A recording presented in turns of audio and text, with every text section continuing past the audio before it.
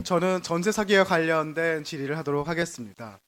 경기도는 전 정부보다 또 다른 지자체보다도 더 빠르게 더 큰 규모로 전세 사기에 대한 대책을 마련했습니다. 전국 최대의 그 지원센터를 운영하고 있고 또 전국 최초로 그 긴급 지원 주택 입주자에 대한 이주비 지원 그리고 긴급 생계비 그리고 보증료에 대한 지원도 하고 있습니다. 하지만 아직 부족합니다. 지난 9월 5분 발언을 통해서 전세 사기 피해 대책에 대한 경기도의 역할을 더 강화해야 된다는 말씀을 드렸었는데요. 사실 안타깝게도 저희는 청년들의 목숨을 잃을 만큼 그 임차인들에 대한 큰 고통을 호소하고 있고 또 저희는 보고 있습니다. 그럼에도 불구하고 또 10월 달에는 수원에서 전세 사기가 이뤄졌습니다. 현재 신고된 것만 해도 481건 그리고 그 나쁜 임대인이 가지고 있는 주택만 해도 998호가 추정되고 있습니다.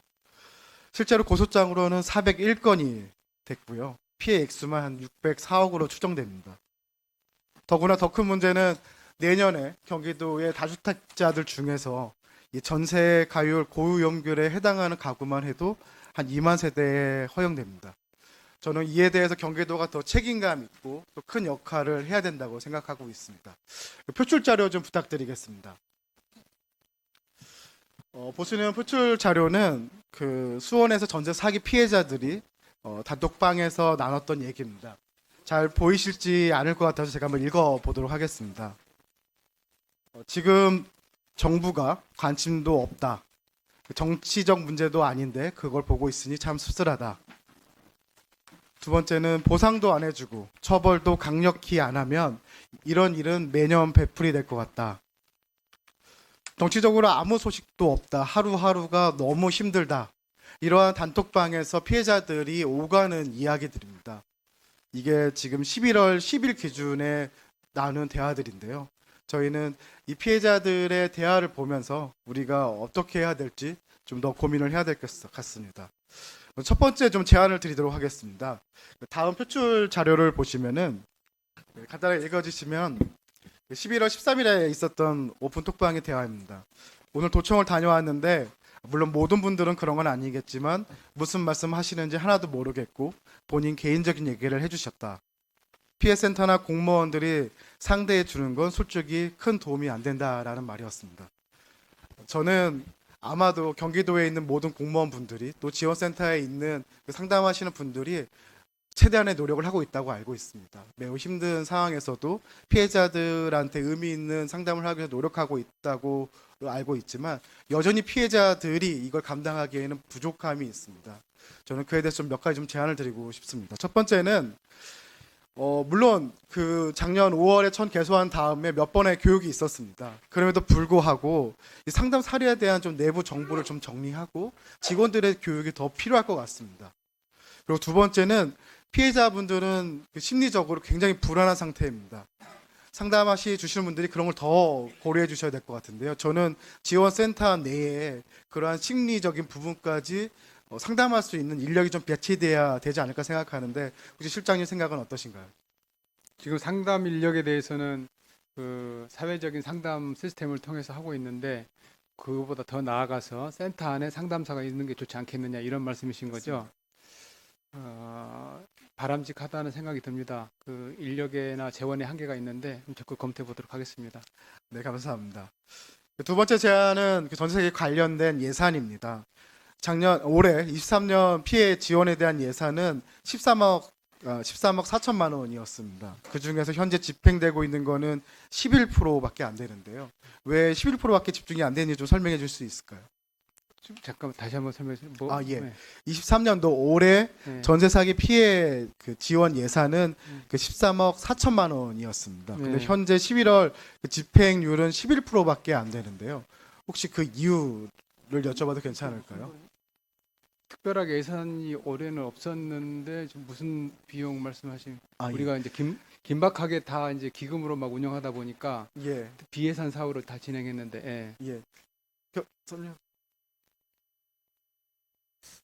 아마 지금 이제 의원님께서 말씀하시는 게 저희 이주비 지원에 대한 게 그 예산이 좀 이제 집행이 적게 됐다라고 말씀하시는 것 같은데 저희가 이제 도에서 이제 전국에는 없는 사례로 이제 그 이제 전세 피해 대상자들 중에 이제 긴급 지원 주택에 가시는 분에 대해서 이주비를 150만 원씩 지원을 하고 있습니다. 근데 이제 이게 전세 피해라는 게 이게 피해를 당한 분들이 구제까지 상당한 시간이 걸리고 이제 그분들이 이제 이제 대부분의 구제가 경공매를 통해서 이루어지고 있는데요. 이 경매나 공매 혹은 퇴거 조치에 의해서 이주가 된 분들에 대해서 제가 이주비 지원을 하는데 현재 전세 피해가 올 초 작년 말 정도부터 시작됐기 때문에 이주비 지원 대상자 자체가 상당히 적습니다. 현재 저희가 긴급 지원 주택 받은 숫자가 21호 경기도 내에 그중에 이주비 지원 받은 수가 12호입니다. 그래서 좀 예산 집행이 이게 조금 적었는데 아마 이게 사태가 내년까지 계속 진행되다 보면 요런 이제 잡은 예산들은 이제 계속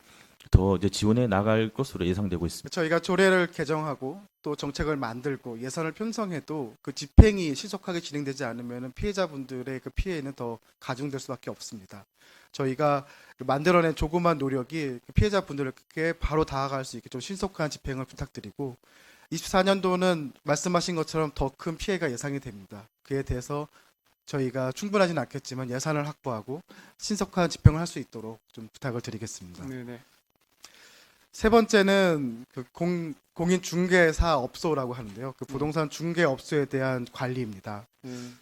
전세 사기 관련해서 일부 공인중개사 분들이 가담반 현황이 좀 포착이 됐고, 이는 사실은 부동산 시장에서 이 공인중개사 그리고 또 시민들의 불안과 신뢰도가 하락되고 있습니다.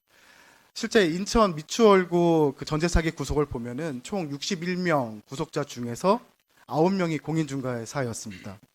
이제 청년 임차인이 전세를 구할 때 부동산에 가서 공인중개사와 상담을 받고 계약을 체결해도 불안한 상황입니다.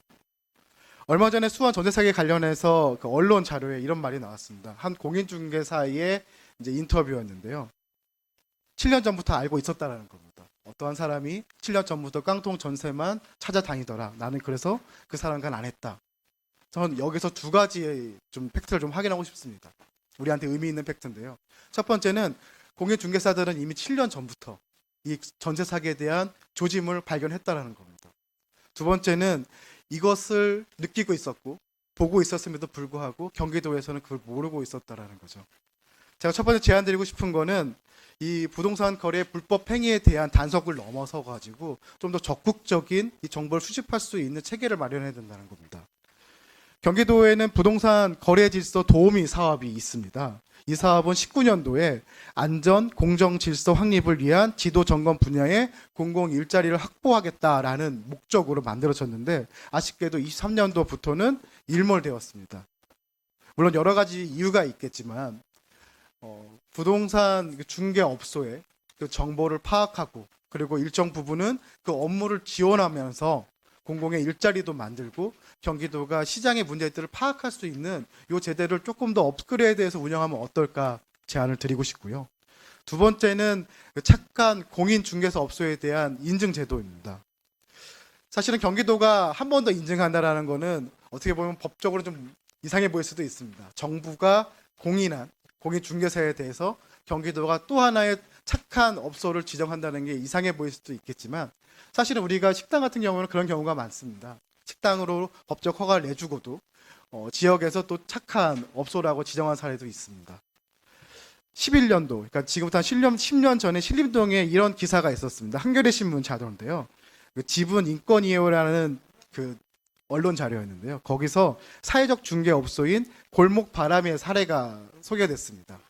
신림동의 이 지역에서 정말 중개 수수료 낼 수 없는 분들에 대해서 중개업을 해주시고 그분들에 대해서 지원을 해주는 거래만이 아니라 향후에도 관리해주는 사례가 소개됐었는데 저는 경기도에서 이러한 사례들이 좀 더 확장되고 또 인증을 하게 된다면 적어도 청년들은 조금 안정적으로 전세와 월세를 구하는 일을 함께 할 수 있지 않을까 생각합니다. 이러한 제도 좀 적극적인 검토를 요청드리고자 하는데 실장님 생각은 어떠신지요? 우선 착한 공인중개사 인증 사업은 쏙 마음에 듭니다. 너무 마음에 들고요. 그렇지 않아도 공인중개사분들의 적극적인 협력이 필요한 상황이었는데 충분히 우리 행정력으로 가능할 수 있을 것 같고요. 협조도 얻어낼 수 있을 것 같습니다. 거래 질서 도우미 사업은 여러 가지 어려움이 있어서 대우 실효성도 좀 낮아서 그리고 시군에 협조를 했더니 시군에서 반응이 별로 없어요. 그래서 이게 일몰된 거거든요. 그거에 대해서는 좀 더 논의를 하면서 발전시켜 보도록 하겠습니다. 상의하면서 검토하겠습니다. 예. 네, 감사합니다. 저희가 불법행위 그리고 사회적으로 문제가 나온 다음에 단속하고 또 그걸 처벌하는 걸로 끝내서는 안 될 것 같습니다. 우리가 미리 그 정보를 빠르게 접수하고 미리 대비할 수 있을 때 저희의 역할을 충분히 하고 있다라고 할 수 있지 않을까 생각을 하고 있습니다. 그런 부분에 대해서 경기도가 지금 열심히 하고 있다는 거 알고 있고 힘들다는 것도 알고 있습니다.